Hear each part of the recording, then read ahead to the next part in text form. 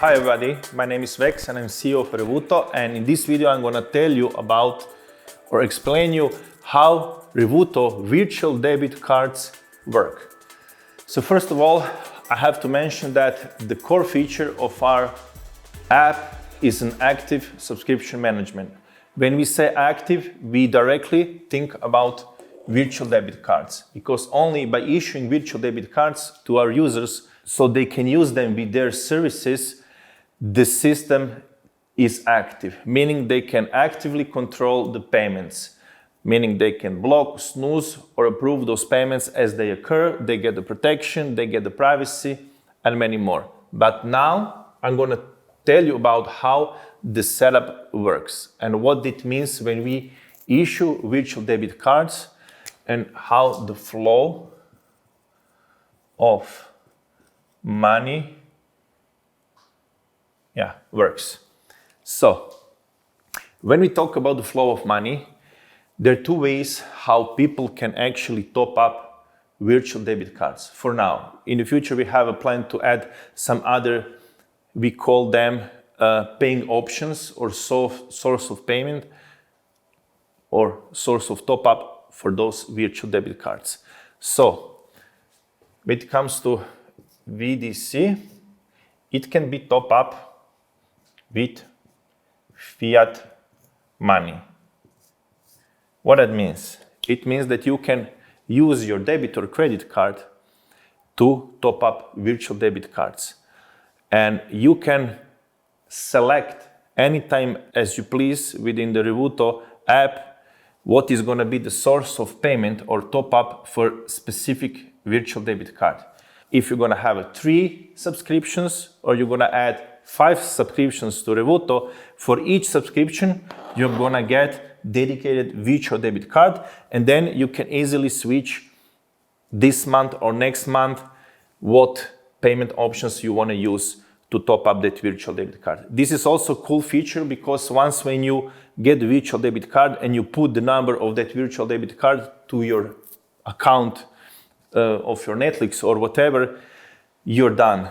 If you want to switch the payment option, you can do it within the Revuto app. You don't have to go to the account and switch the card.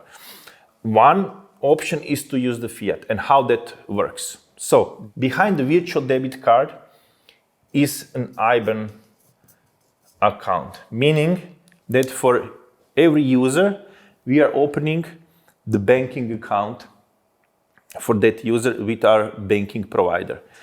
And in between is also a small ledger account, meaning also that whenever we issue user a specific virtual debit card for his specific subscription, we open different ledger accounts. This also gives us an option to control the payments, because if there would be only one ledger account, then you wouldn't be able to control who is going to take the money, because all virtual debit cards would be connected to one banking account. This way we can take a full control of everything. So when the user actually decides to make a top up on a virtual debit card, meaning when the user gets a notification to block, snooze, or approve the payment, and the user says, yes, I'm going to approve the payment. So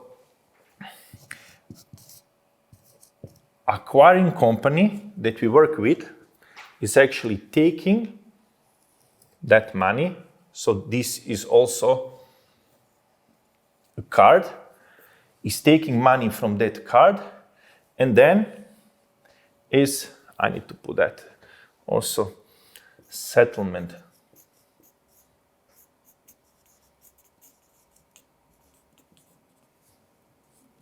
This is settlement account with our banking provider.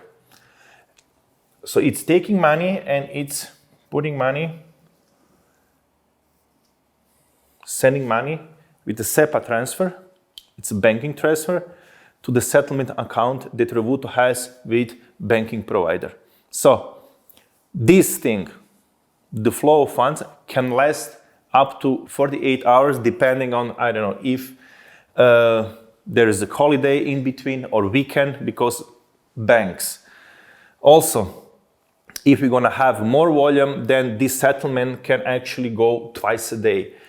But usually it takes time to take money from the card of the user and send it to our settlement account. But when the user says, I want to top up this virtual debit card because I want to approve the payment, and we always do that 24 hours before the due date so we can be sure that there is money on that virtual debit card, we use funds from this settlement account, it's also an IBAN account, and we send it to the user accounts and it goes to this ledger.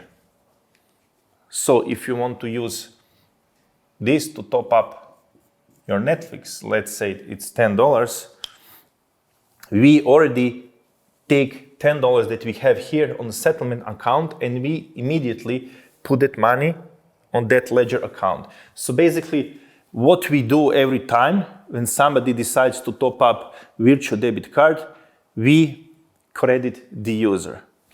That's important to explain because Revuto needs to pre-fund this settlement account. And this money is secured also, and everything in this flow is secured. There is also a transaction monitoring system. This is AML procedures and everything that is required by our banking and card issuing provider. Also, acquiring company is taking a small fee and the banking provider is taking the small fee in this procedure. Also, there could be also interchange fee because these virtual debit cards are going to be issued in euro and British pound only, because we are now fully compliant to issue virtual debit cards within European Economic Area to citizens of European Union and UK. So what can or may happen is that if you have a virtual debit card issued in euros and you decide to top up that card with card which is in US dollar or British pound, the acquiring company is gonna take money, is gonna also take the interchange fee, that's like exchange fee, to make a settlement in euros for this virtual debit card. Obviously, for the virtual debit cards that are issued in British pound, there is a separate settlement account in British pounds. But this is flow of funds for topping up with fiat. Sorry. Here we have a separate flow of funds when we are using crypto. So again, here is virtual debit card issued to the user for his subscription. Again, it's ledger. Behind it, the user has IBAN. But in this case, it's the same IBAN because the same virtual debit cards, I need to explain that, same virtual debit card can be used in both flow of funds, meaning that this month somebody can choose to top up virtual debit card with fiat money. Next month it can opt to use crypto wallet, Revuto wallet, to make a top up. So when the user decides to do that, there is no acquiring company, but there is an exchange. And what it means, so when the user decides to use the funds from crypto wallet to top up the virtual debit card, we're gonna tell exactly how much of crypto it needs to be spent to do that, and then that crypto goes to the exchange. Exchange is exchanging that crypto to USDT, and it's off-ramping USDT to fiat. It takes the fee, the commission, and sends the fiat to the, again, settlement account. There's a different settlement account for this flow because this is a crypto thing and it's differently regulated than the flow for the fiat. This is more secured setup, and crypto, because again of fraud detection and AML and everything, it needs to be separate flow. when the fiat comes, and also this procedure takes time. On settlement account, we also need to pre-fund. Those accounts are always pre-fund. Because why? When the user initiates the procedure, we immediately send money to ledger account, so that's their money, so that there is money that service provider can take when the due date comes. Also, we can do this procedure on our own, meaning that we can decide when we're gonna send those crypto funds to exchange. This settlement can be done once a day, 2 times a day, depending on the volume, because obviously we're not gonna be sending every time when somebody makes a top up the crypto to the exchange, because it wouldn't make any sense to do that for single transactions. So we're gonna do that in batches.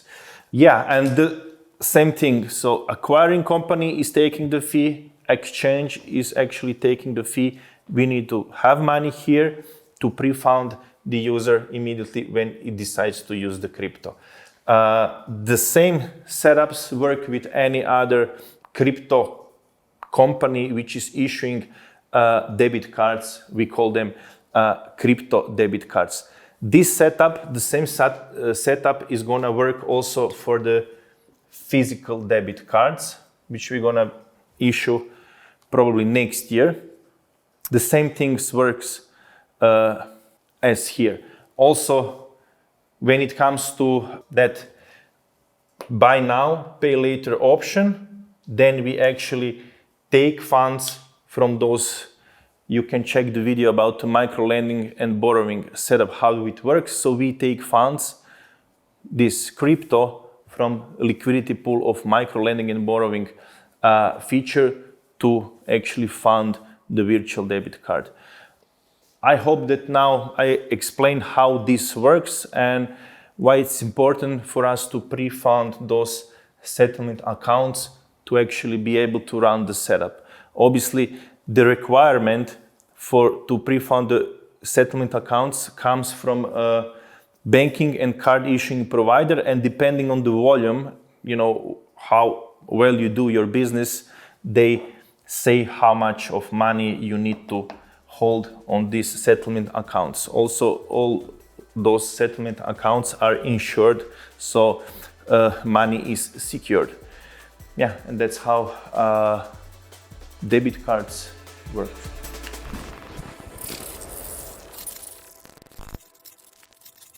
If you like Revuto and think our videos are cool and informative, please don't forget to subscribe to our YouTube channel and never miss out on any of our new videos. Thank you.